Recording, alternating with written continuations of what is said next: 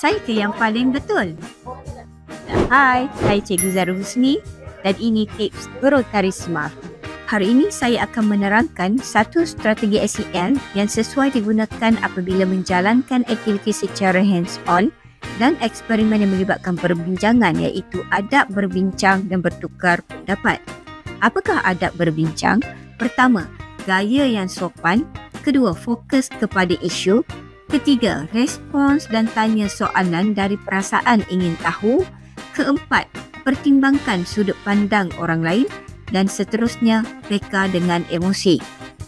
Jadi sekarang, bagaimana saya melaksanakan aktiviti ini? Sebelum tugasan diberikan, saya telah menerangkan tentang adab dalam berbincang. Kemudian, murid diberikan tugasan.